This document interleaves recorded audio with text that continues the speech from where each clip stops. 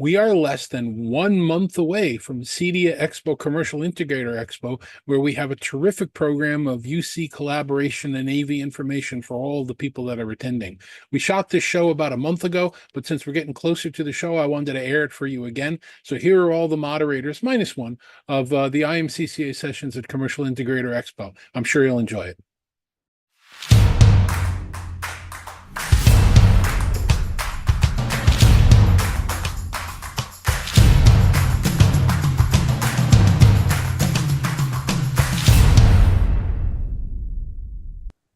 Greetings and welcome, everybody, to this week's episode of UC Weekly News. Wow, do we have quite a round robin here this week? Well, I got a lot of people, and I'm going to ask them to introduce themselves. These are all of my moderators and co-panelists. Once again, this year, I'm very honored to be the track chair for the Unified Communication Track for the IMCCA at Commercial Integrator Expo, which is a show that's taking place in conjunction with CEDIA and in Denver, September 4th through the 6th. And we got a great lineup of presenters and a great lineup of people. So let me call on you one at a time to introduce yourselves, and we'll go around and we'll talk about what we're going to be talking about. So Amelia, you're on my screen first. Go ahead and tell everybody who you are and what you do. Yeah, hi, my name is Amelia Vrabel. I am with QSIS. I am the Alliances Go-to-Market Manager. So I work with many of our Alliances partners, and I'm really excited to have a show here in Colorado, which is where I live. And so it's so many local for me, and I'll be presenting on making hybrid work. And I spoke about that a little bit last year, and certainly, you know, this continues to be an evolving topic, so there'll be more to talk about even since last year at this year's session. But thanks for having me. It's like I said, great to have a show here in lovely Colorado. September is a great time to be here anyway. And yeah, it's going to be a great time. I haven't checked to see who's at Red Rocks while we're there. That would be an interesting side journey going on. Michelle, you're next on my screen. Give it a shot. Tell everybody who you are, what you do. Hi, my name's Michelle Loret. Nice to meet you. I currently am a Director of Education for AVCOIP, where we create custom education content that our National Trade Association fails to develop on their own, because we want to help the integrator. It's all about the integrator. And this is my second year going to CEDIA/Commercial Integrator Expo. Amelia's 100% right. You don't even need snow tires for those of us who don't know what a snow chain is or anything like that. It's a great month to be there. Last year was really good. I think a lot of people get confused. They think they're two separate expos, but it's all one big building. But it's a much more boutique one-on-one experience where you can get a lot of more answers because there's not 30,000 people. So I highly recommend it. Denver's gorgeous. Garden of the Gods down in Colorado Springs. So yeah, you can make a whole week of it, quite frankly. Make it a family vacation, y'all. I can't get my wife to come with me. I've tried. She says, no, she's starting a new job, so she's still on her probation. Chris Neto. Chris, you pop up everywhere nowadays, and you pop up less and less every time we see you. So congratulations for that. Tell everybody who you are and what you do if people are under a rock and they've never heard of it. My name's Chris Neto. I'm the Market Development Manager at Starin. We are a distributor of AV products, UC, broadcast, audio, you name it. We pretty much will distribute it. Though we do not have a massive line card, we do have a very high quality line card if you guys are interested. My job is to go around and take a look at new markets and see what we can do as a business developer.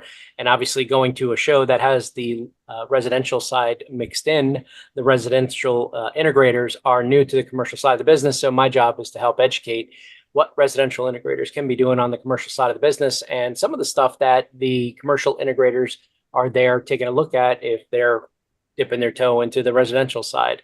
I don't play in the residential market, but there is no reason why work from home and residential are not talking, because it kind of has home in the title, right?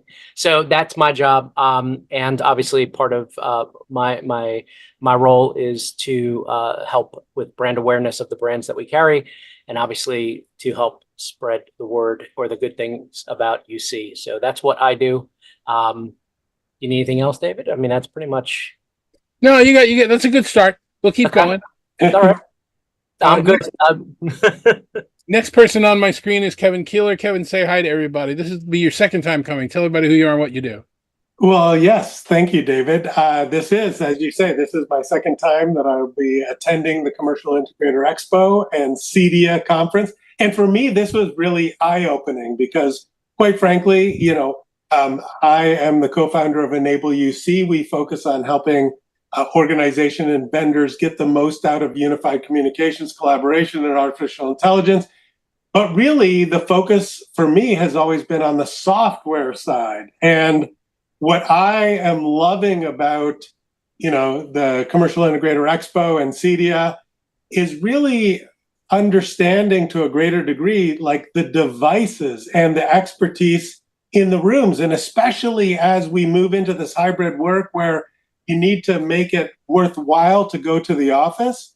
The people that I'm learning from, and it's the other people that are, part of this, it's like all of that expertise is new to me. And so bringing that software plus hardware side is fantastic. So I am going to be talking about choosing a collaboration platform because that's key. But of course, it's key with the software plus the hardware. And also because everybody's talking about artificial intelligence, I'm going to be talking about that. But hopefully I'm going to be cutting through, I don't know, can I say bullshit? A lot of the bullshit, because everybody's talking about that. I don't know, you can edit that out if need be. But really kind of being pragmatic about, can AI, improve and drive some business outcomes? Because that's what it needs to do. And so super excited. I think a lot of people in the UC world, if you're in the Microsoft Teams ecosystem, Zoom, WebEx, Ring Central, if you haven't kind of been to, like a show like CEDIA plus Commercial Integrator Expo, expand your horizons like I've done and join us, please. A lot of different places, a lot of different ways, nuances of seeing the same thing from different perspectives. And that's one of the things you gain from being in person at one of these events. And a couple of the moderators that are going to be here, a couple of panelists that are going to be part of our program couldn't join us today. Weskill, Lainie, a few of the others be there. But last but not least on our call today, David Maldow from Let's Do Video. David, say hi to everybody. Hey everyone, I'm David Maldow from Let's Do Video, and this is also my second year at the show. And I love this show because I've always been really into remote work, hybrid work, even before the pandemic, when everyone thought I was crazy and it wasn't possible. No, you have to be at the office. I was always about remote work, and I never understood why I needed one pair of home earbuds and another pair of office earbuds. So the blending of commercial and residential, I love it. I love it. I love it. It's a great show. I can't wait to go back. And what I do at Let's Do Video, I cover business communications, UCAV. I've been producing a flood of content lately. I've been it's exciting. I've been talking about I want to make more videos, and now I'm making more videos, and you can see them all at letsdovideo.com or on my YouTube channel. Thanks for having me here, David. So thank you all. And let's just spend a little bit of time. First of all, here underneath, hopefully, if I edit this correctly, you can see underneath my screen, there's where you go to register for the show, and registration is open and it's active, and we're going to be there, and it's certainly going to be worthwhile for your time to come and listen to us and see all the things that are around there. We may even have some giveaways. I was pulling some things out of my storage drawer. I pulled out a Cisco Yumi and a Cisco Flip, and so I found the Poly Apollo 11 commemorative socks, and a lot of stuff I may be giving away. So anyway, that's another reason you might want to come. We'll have some decent prizes there. But let's talk about what some of the content is. So Kevin, let me start with you.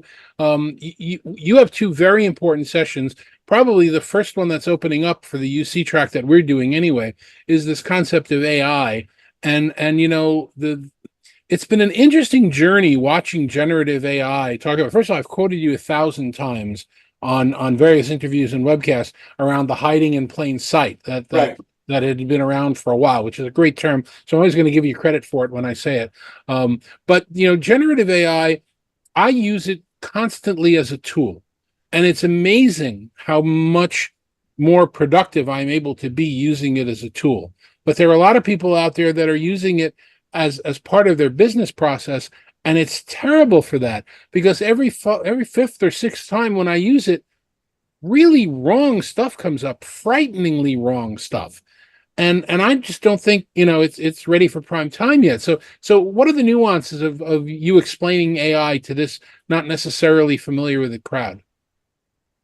Yeah, no, I think, David, you bring up some fantastic points. Obviously, artificial intelligence or any technology, generative AI, all of it has to advance, positively measurable business outcomes, which for the most part means driving revenue or reducing costs. And so how does generative AI, as excited as people are to say, rewrite my email in a pirate voice or make it a poem, it's like, that's neither reducing costs nor generating revenue. So I really believe that 2024 is the year where there's lots of experimentation. I think you need to do the experimentation. I think, David, you brought up, many important kind of points that you have to watch out for. But, from an AI perspective, you don't want to be left behind.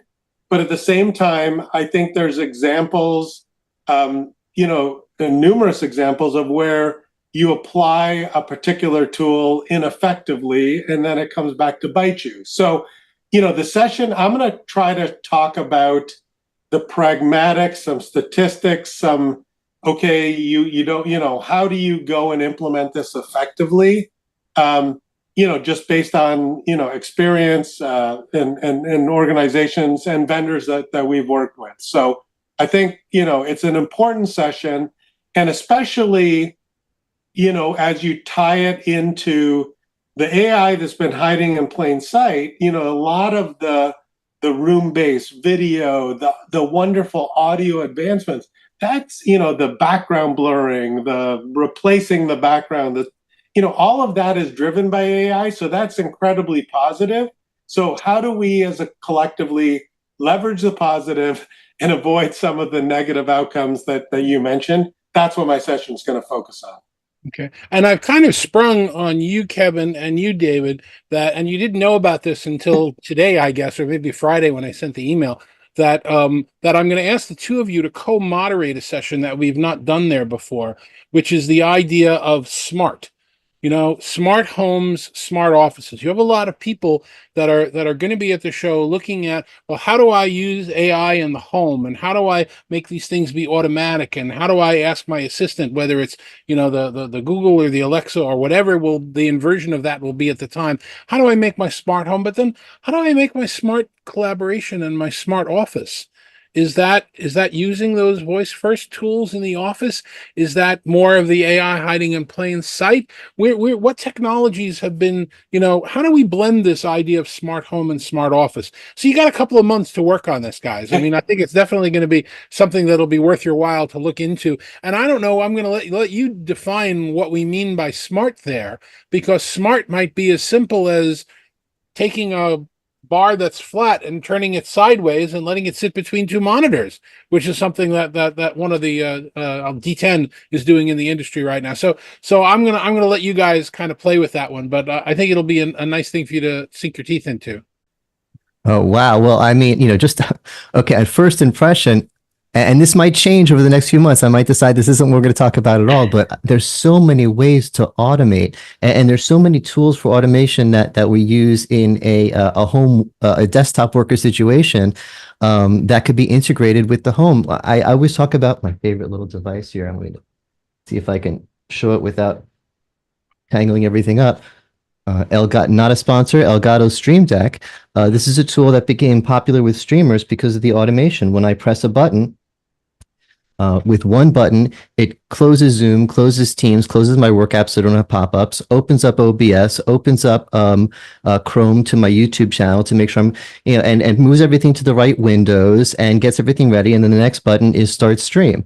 And that kind of automation is smart.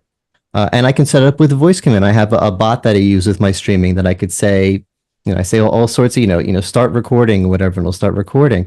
All of those things I associate with smart things at the office, that kind of automation, but streamers have been using them at home at their streamer battle stations forever.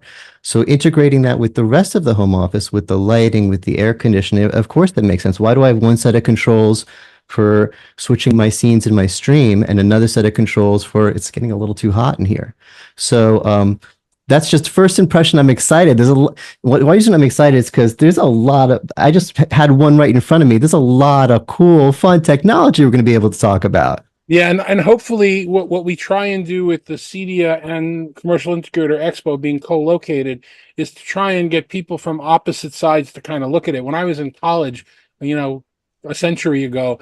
I was majoring in TV and film and theater, and none of those very well equipped departments ever talked to each other. They were all on different floors in different buildings. Nobody ever dragged the cameras over to the theater. Nobody ever dragged the lights over to the TV studio. So I was very pleased to be able to kind of do that. So anyway, that'll be a wonderful thing for you two guys to work on. Michelle, let me call on you just for a second, because you got a couple things. You did a really interesting fireside chat last year, which kind of, in that same vein, we were talking about blurring the lines between unified communication and digital signage and a lot of the other things that are happening. And you're going to be involved in that chat.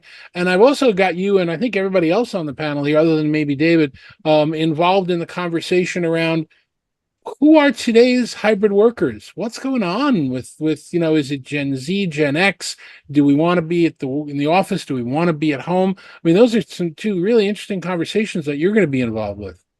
Yeah, and I like well, first of all, really smart group. So I love having any conversation. And Lainie Mataras is an OG, and she brings such a really comprehensive background that I always learn something every time I have a talk with her. So I'm really looking forward to that. And that's a good question.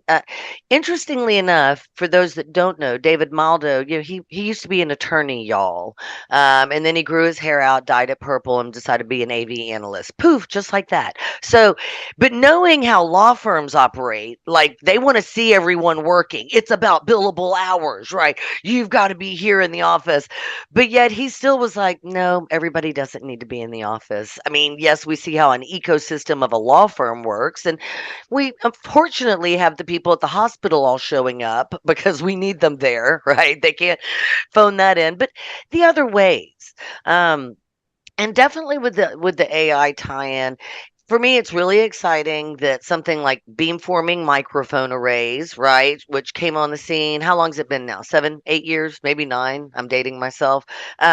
We've got video bars that have built-in beamforming mic arrays, and they've got AI that's doing the auto tracking and stuff that used to cost 30 grand. Now, hey, it's 2 grand and just slap it in your office. It is really interesting how it all ties together in terms of it's real varied. The younger generation, they are literally not as interested in water cooler and all the good parts about being at work, right? Having the ad hoc conversations, getting the inspiration. I would say 50% of the people probably need to be in the office 50% of the time. If anything, just for maybe a weekly check-in. But for example, I know Amelia worked for a company where their office was in Denver. She's in Sea Springs. It's an hour away. Really, do I need to drive there even once a week? I mean, is that best use of my time? So, it's not solved, but it's constantly evolving. It's also around the communication. I mean, I grew up in a corporate world. I mean, I'm older than all of you. Oh, so stone tablets and chisels. God, not that must have been so laborious. But we were always told, don't write a memo if you can call someone. Don't call someone if you can go see someone, because the personal conversation is the most important thing. And I have a blog. I could give you another link down here to a blog that I wrote recently about how the hell do we reach out and touch someone nowadays, because it's too confusing. My upper 20s kids write text message novellas to me. And somebody told me over the weekend at a party that I was at that generation reads email now maybe once a week. They don't read. So how do we communicate? What's the right way to reach out to talk to someone? David, yeah. For those of us that are Gen X and older, I just read an article, I don't remember if it was the Times or the Post or whatever, about how Gen Z and below gets very upset if you call them on a phone and it's not like scheduled. Like they find that highly offensive. But we all know how to use phones. We all had phones with cords in our kitchen that were like 10 feet long when they were double curled up, because it had to go from one end of the kitchen to the other. And we would answer phones and not even know who was calling. It was very exciting. But yeah, completely different communication outlook. And when I talk to my friends about this article, that they all have young adult or even young children, they're like, oh yeah. They're like, was this scheduled? Why are you calling? Why didn't you just send a text? It's like, because I needed to talk to you right now, and that's the most efficient way. So philosophically, There's there's a lot a of that. huge divide. Yeah, a lot of that to explore. So that's definitely one of the topics we're going to talk about at a couple of the sessions. We also are going to go back, as you mentioned, Amelia, to talk about hybrid working. We were convinced 3 years ago and 4 years ago, and even last year, that hybrid working is the way to go. And we still have companies that are fighting against that right now. We still have, I mean, look at what happened at Dell. Dell said, unless you're going to be in the office most of the week, we're not going to put you up for promotion. You're going to be stagnant. And most people said, I don't care. That's my better life that way. So it's an interesting topic, which you're going to refresh and go over with everybody, right? Yeah, and I think like many of the topics that we have, it's nuanced, right? Like there isn't a this is how it needs to be done, this is how it needs to be done. We really need to continue to look at work as something we do, not a place we go. And I think we've all talked about that before.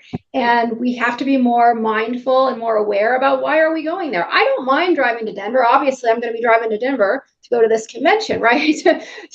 Is my trip to downtown Denver always the most fun? Absolutely not, because there can be a lot of traffic, and it's not an hour, even though it's like 60 miles, Michelle. It's definitely not an hour. Sorry.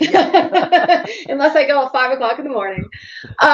But this kind of shows like when there is value in getting a group of people together to do something, where it makes most sense for us all to be in person, we need to build the right environment around that, and we need to have the right space to go to. And hybrid work isn't just about let's get butts in seats, to sit in front of a computer and be on the same calls that we were going to be on at home. And it's about defining meeting equity, not just for the people in the room, but for the people not in the room. And how do we really get people, I don't think it's realistic to expect that everybody is going to have an equal experience, right? Because it's not an equal experience. Some people are in the room and some people are not. But it comes down to how can we make sure that everybody feels like they are engaged and they have a seat at the table, and they are contributing to the meeting, and they're not just sitting there because somebody asked them to be on a meeting that they can't participate in. They can't see who's there. They can't see who's speaking. They can't get any good information, and they can't add any value. That's not productive for anybody. It doesn't matter how many AI tools you have, right? So that's the kind of thing where, this becomes nuanced, just like Kevin and you mentioned with AI, that becomes nuanced as well. But there's a lot of interesting things to talk about. I've been a hybrid worker for 10 years. I mean, largely remote, but right, sometimes I have had and I appreciate having an office or a place to go. And sometimes it's just been going to see customers that are face-to-face and close by. But you have to learn how to make it work and make it work effectively for what you do and how you do it. And that's going to just be different for everyone. It's not a one size fits all. And you touched a little bit on this idea of what we now call meeting equity, which is actually a session that David Maldow is going to cover on Thursday, which is this idea that what is meeting equity and how do we do it? And honestly, we got like 5 or 6 companies out there that are claiming that meeting equity is a camera in the middle of the table, which, okay, you've got a camera in the middle of the table and that's interesting and it's nice and it does some cool things. But you know what? If I'm in a meeting and I'm sitting at the table and somebody's looking at the front of the room, I'm not seeing their face. I'm seeing so that meeting equity's got to be more than a camera in the middle of the table. It may be cameras everywhere. It may be cameras from people's devices. I mean, David, have you put any thoughts around how you're going to get into that subject? Well, that's kind of the fun thing, is that we don't know the answer. I didn't really set up, so this might be a little weird, but okay, you're a little too small, but people will get the idea. This is the issue. The issue is what's a better experience? Hi, I'm David Maldow, and I'd like to present my topic today, and I'm hoping you're actually going to find me compelling enough to spend money with me. Or, hi, I'm David Maldow. I'm the boss. I'm the big CEO. Oh, that actually worked pretty good. I'm gonna pin you, Michelle. You're the right size. There we go. There we go. Always love hanging out with Michelle. So this is a real problem. We need a way. Sorry, green screen issue. We need a way to solve this so that the people who actually did drive to the office because they were threatened that they weren't going to get raises and promotions. Fine, I'll drive to the office. Oh, great. Now I have an inferior experience and no one's listening to me in the meeting. We have, this is a real problem. This isn't like, look, we're looking to sell new cameras. This is a problem that has to be solved. And one of the things that's exciting about it is we don't know the answer. Craig Durr talks about, is it inside or out or outside in? The center of table. Okay, so the camera's facing every way. We got a camera on everyone's face. That solves a problem. But, you know, you heard the tone David Danto used when he talked about center of table. We've been down that road before. We were a little frightened by that because we tried center of table and it didn't work. The people didn't like it, but there's a lot of smart companies making them now. So I'm giving it a chance. But then there's outside in. Cameras all along the walls, starting to sound expensive and complicated software to do it, but the software has AI now. It can do it easy. David, you did an interview or you broadcast an interview this with Neat, and they have a solution that does it within their cameras AI. And if you have dumb cameras, then Zoom does it within their AI, and Microsoft has a solution, and Crestron has. So they're figuring this out. But as far as what is the right answer, dun dun dun. I don't know. I'm going to find a way to talk about it between now and then, but it's exciting and it's new and it's fun. So it'll be a great session. And I'm thinking that, and again, I could be wrong. It's your session. The cameras are good. The cameras are better than they were. Outside out, outside in, inside out. You know, those are all real. But is that really is sticking a camera on somebody's face how you achieve meeting equity?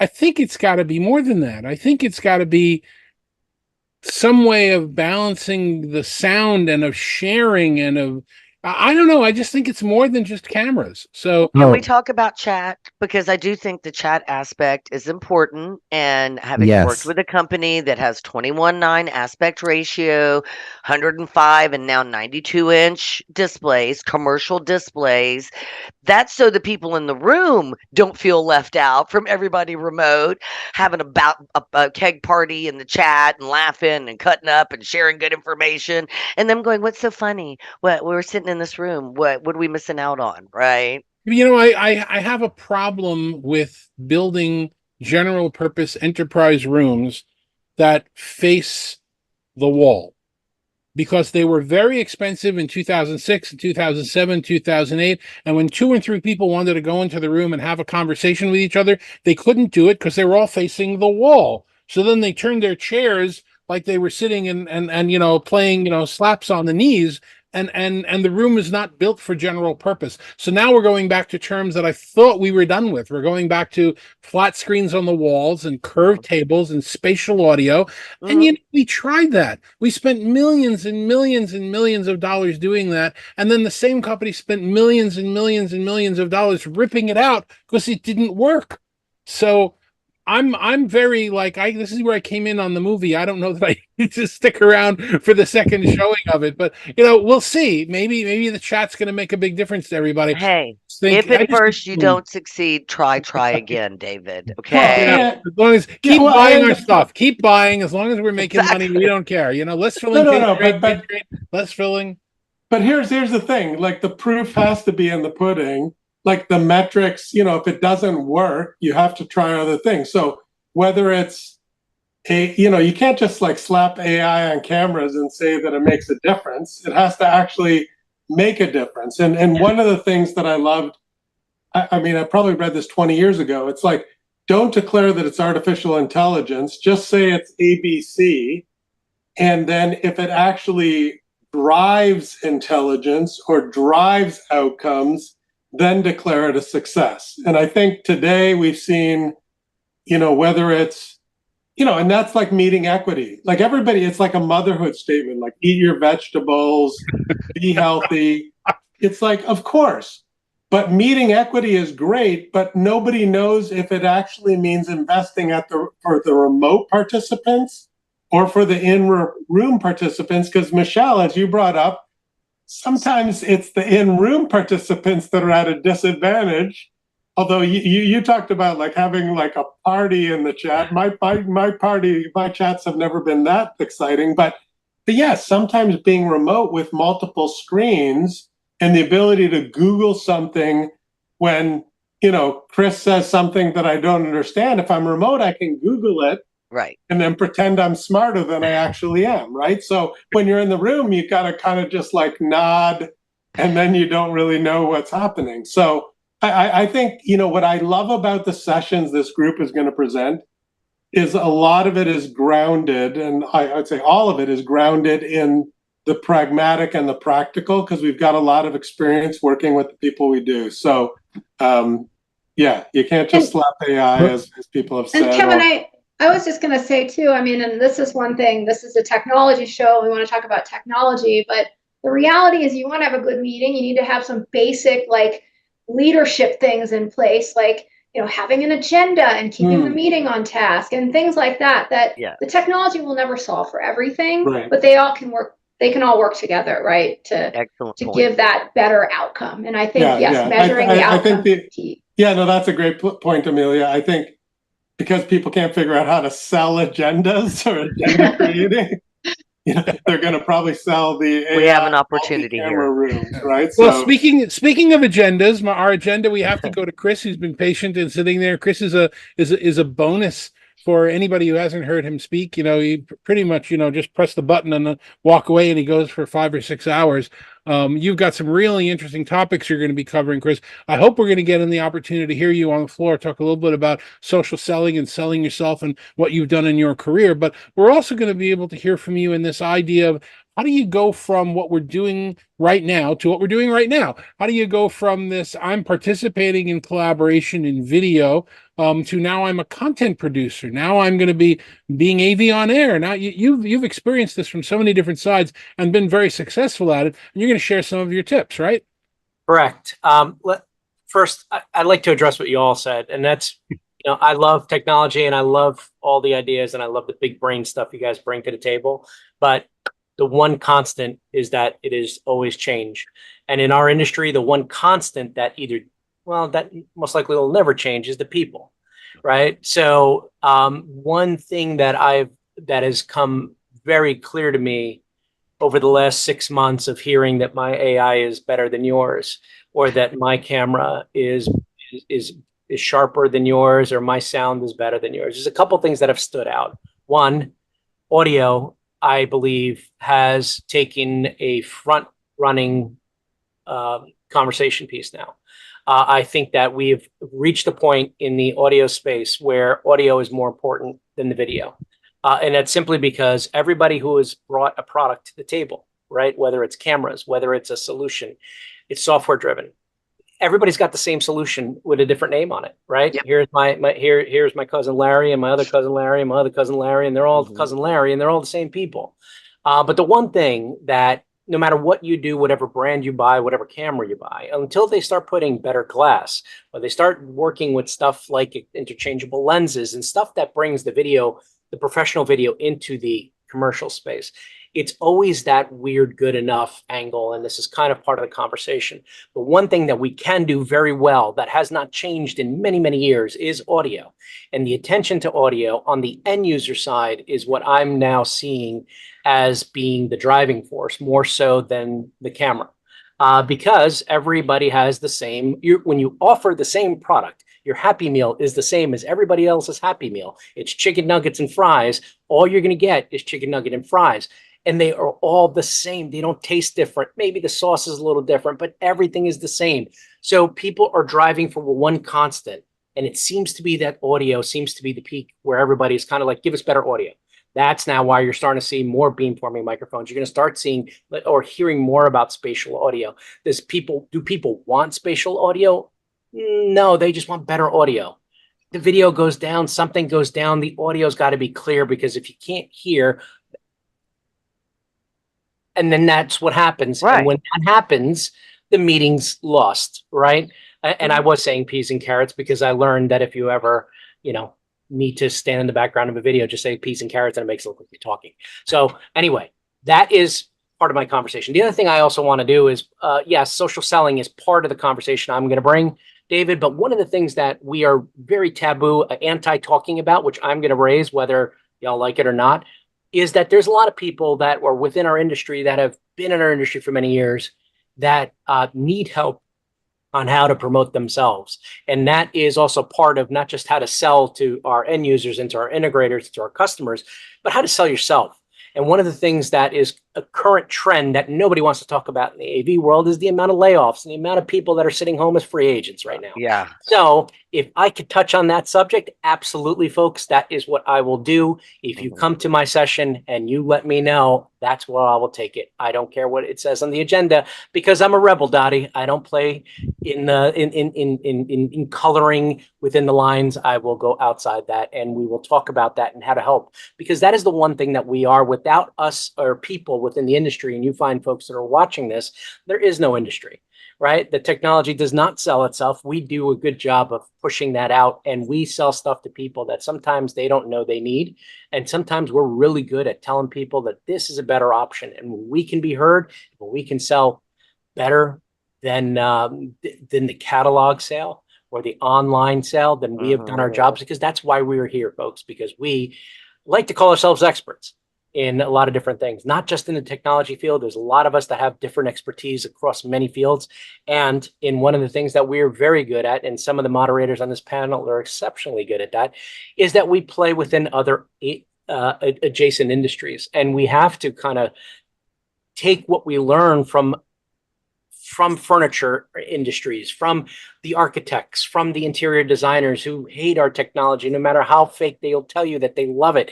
They hate it. We have ugly technology. A screen is not pretty. It's black when it's off. It clashes with their mauve walls. I mean, it's just, this is what we battle on a daily basis. So if I can help in somehow make this experience or my moderating panel a better one by bringing up all these different issues, David, throw your agenda out the window. Well, we'll try and keep to some of the agenda because we respect people's time, but you do make Absolutely. a very, very important point, which is you should be coming to this show because the exhibitors are showing some cool technology that you should be aware of.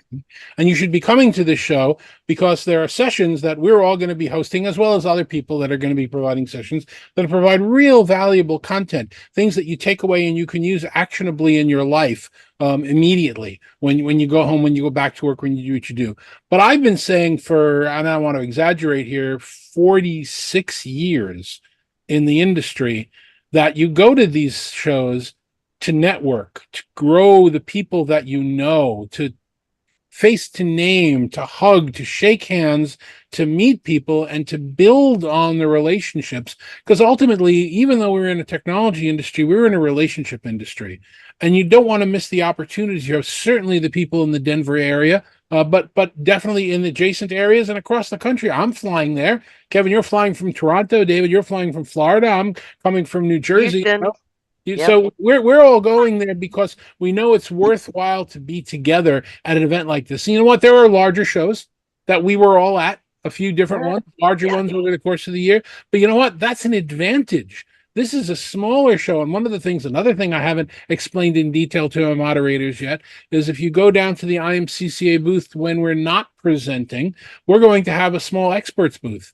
And if you'd like to have a one-on-one with Chris or with David or with Kevin while we're there, we're all going to take turns and be there for different hours. You know what? Ask us questions, network with us, talk to people about what do you think of this? What should I do here? Where do you think the direction of the industry is going? What do you think the right technology is? I didn't understand what you meant when you presented it the other day. Can you clarify it for us? So there's going to be a lot of great opportunities at this event. One thing I love about networking is it's like having these random collisions, and you don't really know like who you might have that random collision with that is going to start some conversation. I mean, I look at everybody on this page, and I don't remember where I met all of you at any given time because it was probably some random group or some random event. And sometimes you really don't realize, like, oh, being able to put yourself in a place where you can have a large number of random collisions means that you could learn a lot of things. Everybody has something to teach, right? So you could learn all kinds of different things from all kinds of different people, maybe meet somebody who helps, you know, if you are one of these free agents, and meet somebody who maybe knows somebody who knows somebody that leads you to your next role, or maybe helps you understand something that you're interested in or that you're good at. And that's what I love about these events, is just keeping an open mind and not knowing what you might learn or what you might go home with, which might be a very different thing than you came there even to learn, but even could be more valuable. A lot of people have been using the played out term of return to office, and that's been a driving force of marketing and return to work and it is return to work. This is work, right? Your network. Did we ever stop working? We worked through the whole No. pandemic, Jamie Dimon. I don't want we did what we had to do, but this is our return, right? The return for us to be back in some sort of normalcy is to be back doing what we do and what we love. So our return to work is getting to these places where we can have these networking opportunities, because you're right, we do get stale. If we sat for another 2 years and just watched, Me Too products being delivered one after the other, we would be bored. We need this type of atmosphere. We need shows. We need small booths that are going to spur imagination in things and creativity. This is what we are built on. This is not what we are intended to do, is just follow process and spreadsheets. So I will wax poetic all day about how our industry comes from the creative and works from science and blends creative. But yes, there are numbers and there are KPIs and there's ROIs and all those terms that get bogged down in the day-to-day. But one thing that you can do by appearing at a trade show is get back to basics, get back to talking to people, make yourself human, right? And part of that is go to these sessions, pick up something. There may be something, a little nugget that I learned years ago got me started on how I, should change from just being a technician and how do I move, in an industry. I wish there was somebody that would have sat me down and said, watch these small moms and pops companies, you're going to have a hard time elevating, because Uncle Bob runs purchasing and, Aunt Lisa runs, the shipping department. How do you succeed in that? So trust me, folks, you got to get out back into the field, back out into the networking sessions, come to the sessions. At least my session, I'm going to teach you how to do that. And at the same time, if it ain't teaching you how to sell yourself, I can teach you how to sell your product using the wonderful world of digital. All right, so let's get ready to wrap this conversation. Oh, sorry. I was going to say, don't be afraid you don't have something to offer, because I think that's one thing you always teach about in your sessions, Chris, is that, there's a lot of imposter syndrome going around out there. And even the people like you have mentioned yourself, Chris, that you've had it. And none of us can ever see that when we talk to you or when we learn from you. And so I think, recognizing that every single person out there probably has some level of imposter syndrome, but they just lean into what they like and what they're good at, and they do it anyway, and kind of figure out how to get past that, is just a huge thing to take back. So there you have it. Use the excuse that you want to go see the technology. Absolutely visit every booth, soak in as much as you can, because there's going to be a lot of different organizations there, a lot of different manufacturers. Check out what you'll see on the commercial side and the residential side, and see if there's any applicable kind of cross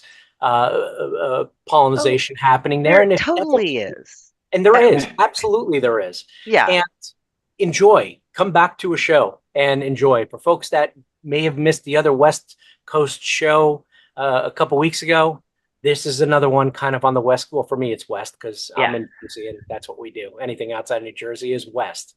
I made the mistake of saying somebody was Midwest, and they were like, no, we are so not Midwest. I need to check my geography. You're Central Jersey, the mythical Central Jersey. I am from mythical Central Jersey. You're right. I'm on the pork roll Taylor ham division line. So it's exactly. All right. So let's get ready to wrap this up, because we do have a time limit that we have to stay within. Again, here is the link to register. We want you to come to the show. We absolutely want you to be there. I'm going to go around one more time and ask each of you for one sentence. Now, if you didn't take English at a recent time, that's a subject and a predicate and a period. There's nothing after the period. One sentence. Tell us the one sentence why this is an important show to you, or why people should show up at the show. So think about that for a minute, because nobody knows who I'm going to call on first. And I'm going to start with Chris, because you're never at a loss for words. What's the one sentence why people should go to the show? Because it's in Colorado. Okay, that works. You don't have to go far. David, what about you? I agree that sometimes we do need to leave the house and be with people in person. And as much as I love staying at home, there's never free donuts at home, and sometimes there's free donuts at these things. Okay, it was a run-on sentence, but still it was a sentence, so you're good. Kevin, I'm going back around the other way. Well, what's your one sentence? Last year, I noticed that on both sides of the house, the software side and the hardware side, there was misconceptions. And so attending the show can help you avoid those misconceptions and be smarter and more effective. Kevin is there for myth busting. That's Very straight- good. straight I'm up. a myth buster. I've been watching that, Chris. So there you go. Excellent. There you go. Michelle, what's your sentence? People, places, and AV matter. So show up, y'all. It's worth it. Short and sweet. Amelia, yours? Yeah, I mean, for me, it's the opportunity to learn and not have it be such a huge crowd where you can't have those conversations, but be big enough that, like I said, you can have some random collisions. And David, if you do like donuts, the very famous donuts you can get on the top of Pikes Peak, but you have to get up there and you take the train, but it is a challenge to make a donut at 14,000 feet. So that is kind of a touristy thing to do here if you are into donuts. So. Ooh, I'm in. I mean, I can't 14,000 even bake foot bread donut. at 7,000 feet. So making donuts at 14,000 feet is yeah. But So- Amelia, you can go run up there for everybody, get some for everybody, and bring it down, right? No, you'll have to take the Run. train. Oh, okay. All right. So I guess my one sentence, which I didn't really realize until we started having the conversation here, is my start in the industry was as an intern at AT&T Corporate Television, 195 Broadway, in September of 1978. So when you come see me in September of this year, that will be my 46th year anniversary working in this industry of media and collaboration and broadcasting and everything else. So come celebrate my 46th anniversary with me in Denver, September 4th, 5th, and 6th. We'll all be there at the convention center that still has the big bear in front of it, right? They haven't taken that one. Big blue bear. Yeah, and and thank you to all of my guests this week. That's it for this week's UC Weekly News. Thanks very much for watching. I'm David Danto. We'll see you next week.